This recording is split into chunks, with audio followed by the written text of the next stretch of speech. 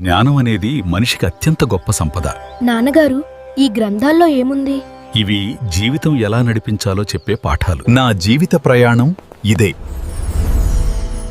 చిన్న బాలుడిగా మొదలై ఇక్కడికి చేరాను. మన జీవితంలో ఈ క్షణం ఎంత అందంగా ఉందో చూసావా? మీతో ఉన్న ప్రతి క్షణం నాకు అమూల్యమైనది. నిన్ను చూసినప్పుడల్లా నా హృదయం ఆనందంతో నిండిపోతుంది. మనిద్దరం ఎప్పటికీ ఇలా సంతోషంగా ఉండాలి. నీతో ఉన్న ఈ క్షణమే నా జీవితంలో అత్యంత ఆనందం. ఈమె సౌందర్యం నా లోకాన్నే కదిలించింది.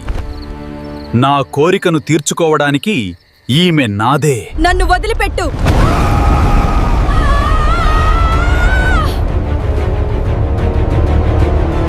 ఎక్కడికి వెళ్ళావు? నిన్ను ఎక్కడ వెతకాలి?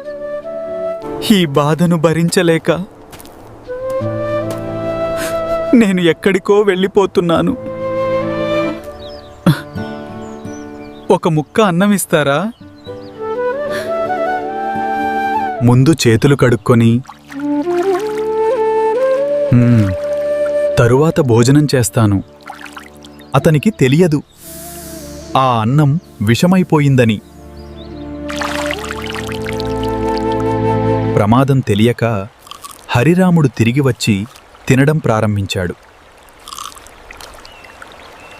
కొన్ని క్షణాల్లోనే విషం ప్రభావం చింపింది. అతని శరీరం బలహీనమైంది. అతని ప్రయాణం అక్కడితో ముగిసింది. విధి ఎప్పుడూ అనుకోని విధంగా క్రూరంగా మారవచ్చు. జీవితం చాలా సున్నితమైనది. కాబట్టి మనం వినయం, కరుణ, తెలియని విషయాలను అంగీకరించే మనసుతో జీవించాలి.